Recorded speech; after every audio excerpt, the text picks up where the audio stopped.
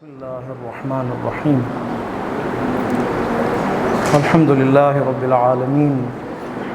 والصلاة والسلام على أشرف الأنبياء والمرسلين وعلى آله الأطيبين الأطهرين، لا سيما بقية الله في الأرضين، روحي وأرواح العالمين له الفدا، واللعنة الأبدية على أعدائهم من الآن إلى قيام يوم الدين. رب اشرح لي صدري ويسر لي أمري واحلل عقدة من لساني يفقهوا قولي. أما بعد، قال الله تبارك وتعالى في كتابه المجيد وفرقانه الحميد وقوله الحق: أعوذ بالله من الشيطان الرجيم، بسم الله الرحمن الرحيم. كتب عليكم إذا حضر أحدكم الموت إن ترك خيرا الوصية للوالدين والأقربين بالمعروف حقا على المتقين، فمن بدله بعدما سمعه فإنما إثمه على الذين يبدلونه،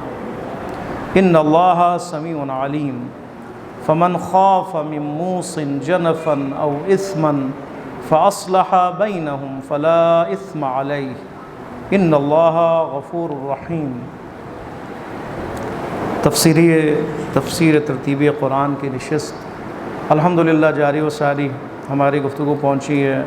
سورہ مبارک بقرہ 180، 181 اور 182 نمبر آیت میں۔ پچھلی نشست میں جو گفتگو ہوئی حکم قصاص کے بارے میں تھی، اب آج ان 3 آیات میں حکم وصیت کے بارے میں گفتگو ہے۔ حکم وصیت اللہ کی طرف سے ایک حکم ہے، البتہ مستحبات میں سے ہے۔ پہلے ہم ترجمہ کر دیں تاکہ سمجھنا آسان ہو جائے۔ کتب علیکم، لکھ دیا گیا تمہارے لیے،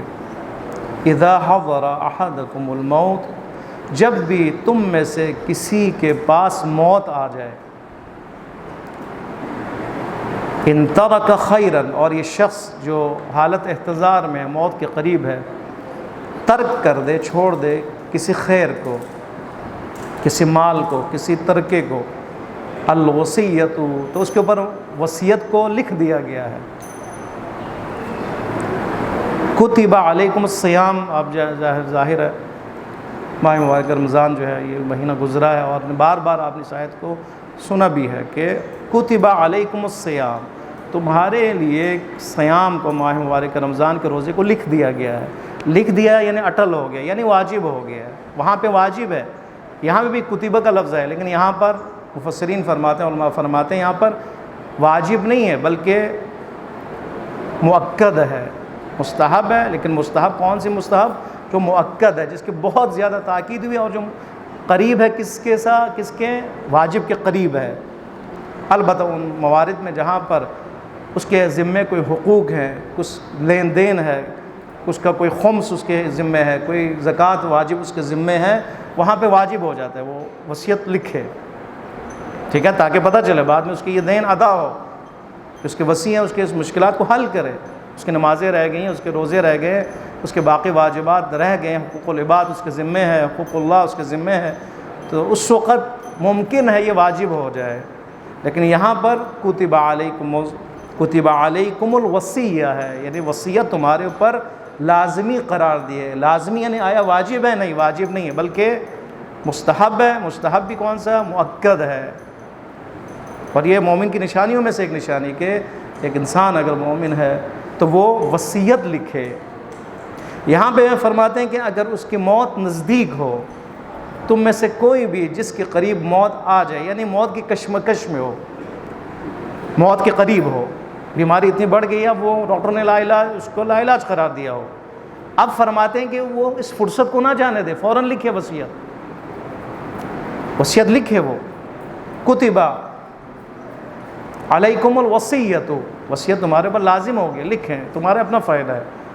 تمہارا اپنا فائدہ ہے، تمہاری بخشش کے لیے، تمہارے ذمے جو کام ہے اس کی ادائیگی کے لیے ضروری ہے، تمہاری آزادی کے لیے ضروری ہے۔ کیونکہ اگر ہمارے ذمہ کوئی بھی کام رہ جائے، ظاہر ہے جب انسان مر جاتا ہے کس کو کیا پتہ کیا ہے، اور چلا جائے، کس کا حق اس کے ذمہ رہ گیا، تو اس کا مطلب ہے اس کے لیے خیر نہیں ہے۔ اسی لیے فرمایا کہ حقاً علی المتقین، حقاً علی المؤمنین نہیں فرمایا۔ اسی سے علماء نے اور مراجعین کرام نے اس کو مستحب کہا ہے۔ کیوں؟ اگر حقاً علی المؤمنین ہوتا تو ایمان کے خلاف تھا، اگر انسان وصیت نہ دے، وصیت نہ لکھے تو ایمان کے خلاف ہونا تھا، ایمان کے خلاف ہونے کی صورت میں واجب ہونے تھا، وصیت لکھنا ہر انسان ہے مسلمان واجب ہونے تھا۔ حق علی المتقین کہنا اس بات پر دلیل ہے، یہاں پہ واجبات میں سے نہیں بلکہ مستحبات میں سے، اور وہ مستحب جو بہت ہی مؤکد ہے، تاکید کی گئی ہے۔ اب دیکھیے، کتب علیکم الوصیۃ اذا حضر، جب حاضر ہو جائے احدکم، تمہارے کسی بھی شخص کے قریب موت حاضر ہو جائے اور وہ ترک کرے، چھوڑ کے جا رہا ہو، خیراً، مال کو خیر کا لفظ استعمال کیا۔ کیف سکتا تھا خداوند متعال ان ترک مالا، اگر یہ جانے والا اگر مال چھوڑ کے جائے، لیکن کیا فرمایا؟ خیراً، اس کا مطلب ہے مال خیر ہے۔ وہ افراد جو کہتے ہیں کہ مال نہیں ہونا چاہیے، مال جمع نہ کرو، مال کے پیچھے نہ پڑو، مال ضروری ہے انسان کے لیے، زندگی کے لیے، بقا کے لیے، سہولیات کے لیے، اس کی پڑھائی کے لیے، اس کی تعلیم کے لیے، جی، اس کے گھر والوں کی نشو و نما کے لیے، ان کی تربیت کے لیے، حتیٰ کہ ان کی تعلیم کے لیے، ان کے خوراک کے لیے، ان کے مستقبل کے لیے، ان کی جاب کے لیے، ان کے لیے سرمایہ کی ضرورت ہے، سرمایہ مال ہے، ضروری ہے۔ یہ خیراً کہا ہے، خیراً یعنی شر کے مقابلے میں خیر ہے، لیکن خیر کب ہے؟ اگر انسان مال کو حلال طریقے سے وہ کما رہا ہو، اور جو چھوڑ کے جا رہے وہ حلال مال ہو اور خدا کی راہ میں استعمال ہونے والا مال ہو، اس وقت یہ خیر ہے۔ لہٰذا یہ شخص اگر موت اس کے قریب ہو اور خیر چھوڑ کے جا رہا ہو، یعنی مال چھوڑ کے جا رہا ہو، نہ کہ شر چھوڑ کے جا رہا ہو، اگر وہ مال حرام ہو تو وہ شر ہے، شر۔ اگر وہ غصبی مال ہو، شر ہے، رشوت کا مال ہو، شر ہے، لوٹ مار کا مال ہو، کرپشن کا مال ہو، وہ کیا؟ شر، خیر نہیں ہے۔ چھوڑ کے تو جا رہا ہے نا، وہ بینک اس کے بھرے ہوئے، دکانیں اس کے ماشاءاللہ، باغات ہیں، جنگلات ممکن ہے اس کے، زمینیں اس کے، سارا کیا ہے؟ نعوذ باللہ شر ہے۔ اگر تھوڑا سا بھی اس کے اندر حرام ہو اور اس نے حق اللہ ادا نہ کیا ہو، خمس ادا نہ کیا ہو، اگر وہ زکوٰۃ کا مال ہو زکوٰۃ ادا نہ کیا ہو، یا اس نے حرام مال کمایا ہو، تو اس کے لیے پھر کیا ہے؟ پھر اس کے لیے نہیں کہیں گے ان ترک خیراً، ان ترک شرًا کہیں گے۔ ان ترک شرًا یعنی اس کے لیے خیر نہیں ہے، کیونکہ خیر نہیں چھوڑا اس نے، شر چھوڑا ہے۔ شر چھوڑا ہے تو اس کے لیے شر ہی شر ہے، عاقبت بخیری اس کے لیے نہیں ہے۔ جو اس نے شر چھوڑا ہے نا، وہ شر بھی جہاں جہاں استعمال ہوگا شر کے لیے، اس کے لیے جو ہے وبال جان ہے، عذاب میں اضافہ ہے، آتش جہنم میں اضافہ ہے، عالم برزخ میں اس کے لیے تنگی ہے، شفاعت سے وہ محروم ہے، اور یہاں پہ اس کی بدنامی الگ ہے۔ غصبی مال نہیں ہونا چاہیے، رشوت کا مال۔ لہٰذا ہم اپنے ہر لقمے میں آخرت کو، اس گھڑی کو خیال رکھیں کہ ہم نے مرنا ہے، مرتے وقت کون سا مال چھوڑ کے جا رہے ہیں؟ آیا قرآن کے مطابق خیر چھوڑ کے جا رہے ہیں یا شر چھوڑ کے جا رہے ہیں؟ خیر چھوڑے جا رہے ہیں تو ہاں وصیت کرو، خیر کے لیے وصیت کرو۔ وصیت کرنا، بعض لوگ کہتے ہیں وصیت کرنے سے کیا ہوتا ہے؟ جلدی وہ موت آ جائے گی کیونکہ وصیت کر رہا ہے، گویا کہ نحوست ہے۔ بعض لوگ یہ کہتے ہیں نحوست ہے، وہ لکھ رہا ہے، وہ بننا لکھو، موت آ جائے گی۔ ممکن ہے وصیت کی وجہ سے اس کی عمر طولانی ہو جائے۔ وصیت بیداری کی علامت ہے، وصیت بیداری ہے۔ وصیت لکھنا یعنی یہ مال، یہ فلان، یہ باغ، میرا گھر، یہ زمین، یہ میرے دکانیں، یہ میرے اکاؤنٹ میں پیسے، یہ سارا کہاں پہ میں کس کے لیے میں خرچ کرواؤں، کہاں کس کے لیے لکھوں؟ البتہ 1/3 وہ لکھ سکتا ہے، ٹھیک ہے۔ اگر اس نے 3 لاکھ اس کا ترکہ ہے تو 1 لاکھ کی وصیت کر سکتا ہے، سب کی وصیت وہ نہیں کر سکتا، وہ سارے ورثے میں جائے، قانون وراثت کے تحت اس نے تقسیم ہونا ہے۔ خداوند متعال کی طرف سے یہ انسان مومن و متقی کے لیے احسان ہے، اس کے لیے ایک سہولت دی گئی ہے کہ یہ انسان اپنی زندگی میں اپنے مال 1/3 کے بارے میں وصیت کر سکتا ہے، اس کے لیے سہولت دی گئی ہے۔ ورنہ وہ مرے گا تو اس کا مال قانون وراثت کے تحت اس نے تقسیم ہونا ہے۔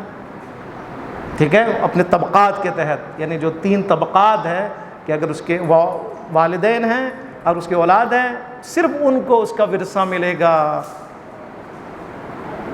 ٹھیک ہے۔ پھر دوسرے طبقے میں اس کے دادا پر دادا، اس کے بعد تیسرے میں جا کے ان کے ماموں خالہ چاچا آتے ہیں۔ پہلے طبقے میں جو موجود افراد ہیں وہاں اگر وہ ہوں تو کسی اور کو ورثہ نہیں مل سکتا، کسی رشتہ دار کو ورثہ نہیں مل سکتا، کسی دوست کو نہیں مل سکتا، کسی ہمسائے کو نہیں مل سکتا، اس کا جگری دوست ہو پھر بھی اس کو نہیں مل سکتا۔ لہٰذا خداوند متعال نے ایک نعمت دی انسان کو کہ وہ وصیت کر سکتا ہے، یعنی اپنے دوستوں کے لیے وصیت کر سکتا ہے، اپنے رشتہ دار جو دور ہیں ان کے لیے وصیت کر سکتا ہے، اپنے ہمسایوں کے لیے وصیت کر سکتا ہے۔ ایسے اگر لوگ ہیں کہ جو نادار ہیں اور فقیر ہے اور اس کے ذہن میں ہے کہ اس کی مدد ہونی چاہیے، میرے بعد بھی اس کے لیے وصیت کر سکتا ہے۔ کوئی ادارہ ہو، تعلیمی ادارہ، کوئی ہاسپٹل ہو، کوئی مسجد ہو، کوئی مدرسہ ہو، اس کے لیے وہ وصیت کر سکتا ہے، یعنی یہ در کھول دی ہے۔ 1/3 حصے کی جو اس کا ترکہ ہے اپنی زندگی میں وہ لکھ سکتا ہے وصیت کے طور پر۔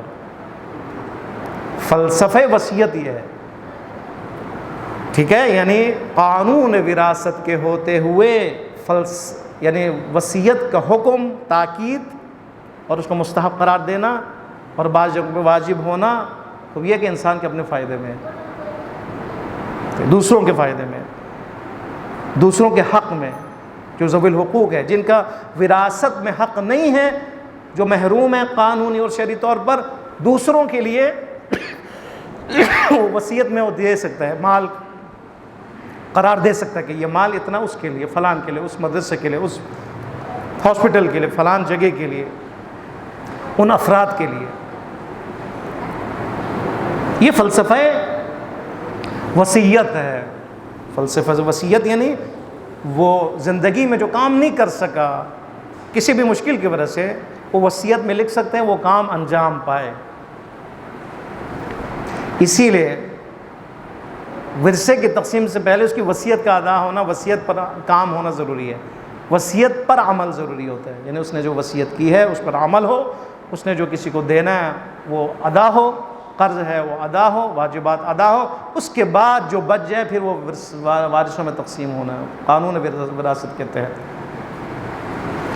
لہٰذا خداوند متعال نے وصیت کے ذریعے آپ کے لیے اور میرے لیے دروازہ کھول دیا، دروازہ کھول دیا، یعنی آپ اپنی زندگی میں جو خدمت نہیں کر سکے وہ موت کے بعد وہ کروا سکتے ہیں وصیت کے ذریعے سے۔ جو کام آپ نہیں کر سکتے، بڑے پروجیکٹس آپ اس پر کام نہیں کر سکے، تو وصیت کے ذریعے آپ وہ پروجیکٹ پر عمل کروا سکتے ہیں، البتہ اس رقوم کے لیے جو آپ بہت ہائی ہو، مثلا 1 ارب اس کے اوپر اگر ہو، اس کا ترکہ ہو، تو اس 1 ارب میں سے کتنے ہوں گے؟ 33.5 تقریباً کروڑ، وہ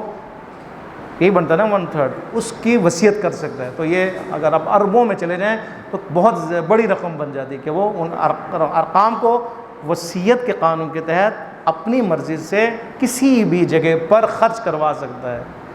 تو یہ تو بڑی نعمت ہے، اسی لیے فرمایا اگر تمہارے پاس کوئی کسی کے پاس بھی اگر موت آ جائے اور تم موت کی کشمکش میں ہو، تو اس وقت فرصت کو غنیمت جانو اور کیا وصیت لکھو، کتبہ۔ اس کا یہ مطلب نہیں ہے کہ آپ پہلے نہیں لکھ سکتے، پہلے لکھیں، لیکن اس وقت کیونکہ فرصت ختم ہو رہی ہے تو آپ کا لکھنا جو ہے وہ بہت اہم ہے۔ لیکن اس سے پہلے آپ 2 سال پہلے، 3 سال پہلے، 5 سال پہلے، 10 سال پہلے، اللہ آپ سب کو زندگی دے، آپ وصیت لکھیں۔ یہ تاکید ہے، سنت ہے، سنت ہے، یعنی روایت میں ہے کہ وہ شخص کسی بھی انسان مسلمان کے اوپر سزاوار نہیں ہے کہ وہ کوئی بھی رات گزارے مگر یہ کہ اس کے سرانے کے نیچے اس کی وصیت نہ ہو۔ فرماتے ہیں مومن اور مسلمان کے لیے سزاوار ہے، یعنی اس کی مسلمانی کے خلاف ہے کہ اس کے سرانے کے نیچے اس کی وصیت موجود نہ ہو۔ وصیت آمادگی کی علامت ہے، وصیت موت کے لیے تیاری کی علامت ہے۔ وصیت یعنی کہ میں آمادہ و تیار ہوں جانے کے لیے۔ وصیت جو نہیں کرتا یا جس نے نہیں لکھا، یعنی کہ وہ اپنے آپ کو ابھی یہ سمجھتا ہے کہ میری زندگی ماشاءاللہ مجھے کوئی شاید موت بھی نہ دے سے، ابھی تو بہت عمر لمبی ہے، اس کا مطلب وہ موت کے لیے تیار نہیں ہو رہا، غافل انسان ہے۔ وصیت لکھنا یعنی عمر کی تنگی نہیں ہے، عمر میں اضافے کا سبب بھی ہے۔ وصیت لکھنا یعنی آخرت کے لیے آمادہ ہونے کی علامت ہے۔ وصیت لکھنا بیدار ہونے کی علامت ہے۔ وصیت لکھنا یعنی تیاری کی علامت ہے۔ پھر فرماتے ہیں للوالدین والاقربین، والدین کے لیے لکھو اور جو رشتہ دار ہیں ان کے لیے لکھو، حالانکہ جو اس کے رشتہ دار قریبی ہیں، اس کے اولاد ہیں، وہ وراثت میں شامل ہیں، ٹھیک ہے، والدین بھی شامل ہے اگر زندہ ہوں تو، اس کے باوجود فرمایا کہ والدین کا اتنا حق ہے کہ وصیت میں بھی اس کے لیے حصہ رکھو، ٹھیک ہے، یعنی آپ اپڈیٹ کریں اپنے عشق اور اپنی محبت کو والدین کے ساتھ وصیت کے ذریعے بھی اپڈیٹ کریں، یعنی اپنے عشق اور عاشق ہونے کے طور پر اس کو ظاہر کریں۔ وصیت میں والدین کے لیے وصیت کرنا اور اقربین کے لیے وصیت کرنا، اس کا مطلب ہے ان کی قدردانی کرتے ہیں آپ یہ نہیں کہ ہو جائے گا بعد میں ورثہ تقسیم ہو جائے گا ان کو پہنچ جائے گا، نہیں، آپ وصیت میں بھی للوالدین والاقربین ان کا نام لکھ کر کہیں کہ اتنا اس کے علاوہ بھی میں ان کے لیے حق ادا کرنے کے لیے تیار ہوں، مال دینے کے لیے تیار ہوں، زمین دینے کے لیے تیار ہوں، باغ دینے کے لیے تیار ہوں، فلان حصہ دینے کے لیے تیار ہوں، اتنے پیسے دینے کے لیے تیار ہوں۔ صاحب اگر کوئی اسپیشل وہ نہیں بتانا چاہتا کہ میں یہ کریں آپ، تو پھر تو انڈرسٹوڈ ہے کہ جو اسلام کا حکم ہے اسی کے مطابق جی وراثت میں جو جائے گا ترکے میں تو ان کے لیے حصہ ہے، لیکن اس میں کیا خاص بات ہے کہ اگر کوئی اس کے علاوہ بھی اگر وہ کچھ نہیں چاہتا کہ یہ اس طرح کرے آپ، جو اس کا ہے وہ خود بخود ہو رہا ہے، لیکن اسلام کا حکم ہے اس کے مطابق وہ تو ہو رہا ہے، اسی لیے فرما رہا للوالدین والاقربین، مفسرین یہ فرما کہ والدین کا حق اتنا زیادہ ہے کہ قانون ارث میں جو ان کا حصہ بن رہا ہے وہ تو ہے ہی ہے، اس میں تو اس کا کوئی احسان نہیں ہے نا، وہ تو وہ مرے گا تو اس کے لیے ارث ہے، اس کا حصہ مل جائے گا اس کے لیے، لیکن وصیت میں اس کا کہنا اور مینشن کرنا اور اس کے لیے اضافی رقم یا اضافی مال قرار دینا، یہ اس کی محبت ہونے کی نشانی ہے، اضافی محبت ہونے کی نشانی ہے، عشق کی نشانی ہے، ورنہ وہ تو مرے گا تو ظاہر ان کے لیے حصہ تو ہے، لیکن اس میں بھی اس کا حصہ اور نام لینا للوالدین والاقربین بالمعروف، ہمارا معروف طریقے سے، عرف کے طریقے سے، یعنی شائستہ طریقے سے، یعنی ایسی وصیت لکھو کہ جہاں پر کوئی بے عدالتی نہ ہو، ٹھیک ہے، ایسی عدالتوں کے عرف کے تحت ہو، حقاً علی المتقین، اور یہ متقین کے اوپر حق ہے، متقین کے اوپر حق ہے، اگر وہ متقی ہے تقوی کے برخلاف ہے اگر وہ نہ لکھے، یعنی یہ مراد ہے، یعنی اگر کوئی وصیت نہ لکھے یا وصیت میں والدین کا ذکر دوبارہ نہ ہو، اس کا مطلب ہے یہ تقوی کے خلاف ہے، تقوی میں کمی ہوگی، تقوی کا جو درجہ وہ قلیل ہو جائے گا۔ اس کے بعد ایک اور 181 میں فرماتے ہیں فَمَن بَدَّلَهُ بَعْدَ مَا سَمِعَهُ، اگر کوئی بدل دے سننے کے بعد، وصیت سننے کے بعد اگر کوئی بدل دے اس وصیت کو، فَإِنَّمَا إِثْمُهُ، تو یقیناً اس کا جو گناہ ہے عَلَى الَّذِينَ يُبَدِّلُونَهُ، جس نے بدلا ہے اس کے اوپر اس کا گناہ ہوگا، لہٰذا بدل نہیں سکتے، جس نے وصیت کی ہے اس وصیت کو یا اس کی مقدار کو، ٹھیک ہے، یا اس وصیت اصلی وصیت کو یا اس کی کوانٹٹی یا کوالٹی کو آپ نہیں بدل سکتے، حق نہیں ہے۔ ہاں اس کی زندگی میں اگر وہ خود زندہ ہے تو آپ مینشن کر سکتے ہیں، تبدیلی واقع ہو سکتی ہے، ٹھیک ہے، یہ بعد میں بتائیں گے، مثلا اگر کوئی شرعی اس قانون کے خلاف وصیت کی گئی ہے تو وہاں پہ بھی تبدیلی ممکن ہے، لیکن اس کے علاوہ تبدیلی ممکن نہیں ہے، گناہ کبیرہ میں سے ہے، اور جو بھی وصیت جس کو کی جائے اگر وہ وصیت پر عمل نہ کرے، ٹھیک ہے، ایک شخص کو وصی قرار دیا جاتا ہے، وہ پھر وصیتوں پہ عمل کرتا ہے، اگر یہ وصیت پر عمل نہ کرے تو فرماتے ہیں کہ یہ جہنمی ہے، سخت عذاب کے لیے، روایت میں وہاں پہ درج ہے کہ سخت عذاب ہے اس کے لیے، وہ جنت کی بو بھی نہیں سونگھ سکے گا، شفاعت بھی اس کے لیے نہیں ہے۔ لہٰذا بدل جو ہے یہ بدلنا اس وصیت کو، اس وصیت نامے کو، اس مکتوب وصیت کو، یہ گناہ کبیرہ میں سے، اور جس نے بدلا ہے اس کی گناہ اس کے ذمہ ہے، وہ قیامت کے دن جواب دے، ان اللہ سمیع علیم، یقیناً اللہ سننے والا ہے۔ ہاں آپ نے جو اس کے خلاف بات کی ہوگی یا اس کو بدلنے میں جو کچھ انسان نے کوشش کی ہوگی، خدا اس کے بارے میں سمیع بھی ہے، سننے والے بھی، علم بھی رکھتا ہے، لہٰذا بھاگنا ممکن نہیں ہے، فرار ممکن نہیں ہے، پکڑے جاؤ گے۔ اس کے بعد فرماتے ہیں فَمَنْ خَافَ مِن مُوصٍ جَنَفًا، آخری آیت، جو بھی خوف رکھتا ہو، ٹھیک ہے، ایک تو یہ کہ وصیت کی ہے بعد میں بدلنے کا خطرہ ہے، ایک یہ کہ وصیت کرنے والے نے کوئی ممکن کمی بیشی کی ہو، وصیت کرنے والا جو جا رہا ہے اس دنیا سے، ممکن ہے اس نے کوئی زیادتی کی ہو. فمن خاف، اس لیے فرماتے ہیں جو بھی خوف رکھے گا، موسن، موسن یعنی جو وصیت کرنے والا ہے، اس وصیت کرنے والا جو وصیت لکھنے والا ہے، جس کی طرف سے وصیت آ رہی ہے، جو بھی اس وصی کے لیے خطرہ رکھتا ہو، خوف رکھتا ہو، جنفن کہ وہ منحرف ہو رہا ہے، ٹھیک ہے، جنفن جو انحراف کا شکار، حق سے جا رہا ہے، وہ اس میں حق لکھنے سے قاصر ہو رہا ہے، اس نے ناحق لکھا جا رہا ہے، یا اسمن یا وہ کوئی گناہ انجام دے رہا ہے، فرماتے ہیں فاصلح بین، اس وقت آپ اس وصیت میں اصلاح کر سکتے ہیں، اس وقت ہو سکتا ہے. یعنی کیا مراد؟ جنفن اسمن یعنی کوئی بھی اگر خوف رکھتا ہو کہ یہ وصیت لکھنے والا کوئی ظلم انجام دے رہا ہے، اس کے لیے دو لفظ استعمال ہوئے ہیں، جنفن اور اسمن. جنفن یعنی انحراف، اس کو غیر عمدی قرار دیا ہے، یعنی اس میں فرماتے ہیں جنفن یعنی غیر عمدی طور پر اس نے کوئی غلطی کی ہے وصیت کرنے والے نے وصیت میں، یا اسمن عمدن کوئی غلطی کی ہے اس نے. دونوں صورتوں میں اصلاح ممکن ہے، اصلاح کا دروازہ کھلا ہوا ہے، کرے گا کوئی اصلاح فلا اسم علیہ، اس پر کوئی گناہ بھی نہیں. کیسے ہو سکتا ہے؟ مثلا کیسا ظلم واقع ہو سکتا ہے وصیت کرنے والے کی طرف سے؟ پہلا یہ کہ ایک 1/3 وہ کر سکتا ہے نا،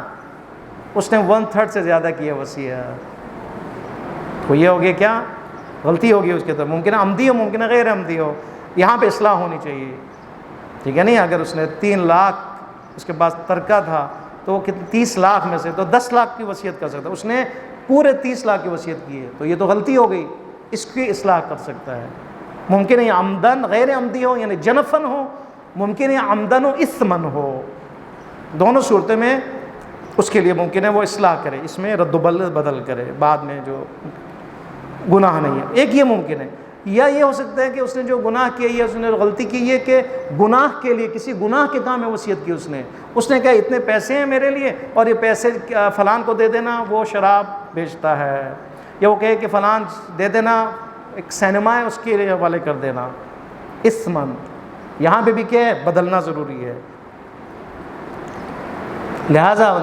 نہ بدلنا ہے وہاں پہ کہ جہاں پہ کوئی خامی نہیں ہے، کوئی غلطی نہیں، وہاں پہ نہیں بدلا جا سکتا. لیکن اگر خوف ہے جنف ہو، خوف ہے اسم ہو وصیت کرنے والے کی طرف سے، تو اس صورت میں یعنی اگر وہ 1/3 سے زیادہ کا وصیت کر رہا ہے، وہاں پہ بھی تبدیلی کر سکتے ہیں، اصلاح کر سکتے ہیں. اگر اس نے وصیت کی ہے کسی گناہ کے کام میں، وہاں پہ بھی وہ وصیت کو چینج کر سکتے ہیں. یا مثلاً وصیت جو ہے یہ اصل خون خرابے اور فتنے کا سبب بن رہا ہے، اس نے ایسی وصیت کی ہے کہ خاندان میں اور باقی چیز خون خرابہ ہو سکتا ہے. اب اس سے بچنے کے لیے حاکم شرع کی اجازت سے بھی تبدیلی ممکن ہے. فمن خاف پس جو بھی خوف رکھتا ہو من موسن وصیت کرنے والے کی طرف سے، اس کی وصیت کے حوالے سے، جنفن اس کے انحراف کا خوف رکھتا ہو، او اسمن اس کے گناہ، کسی گناہ اور خامی کا خوف رکھتا ہو، فاصلح بینہم پس ان کے درمیان میں اصلاح ممکن ہے اور اس وصیت کو چینج کیا جا سکتا ہے، بلکہ کرنا چاہیے. فلا اسم علیہ پر اس وقت کوئی بھی اس کے اوپر گناہ نہیں ہوگا جو چینج کرے گا. ان اللہ غفور الرحیم، بے شک اللہ غفور ہے اور بے شک اللہ رحیم رحم کرنے والا ہے. یہ آج کا 3 آیتیں اہم موضوع اس لیے کہ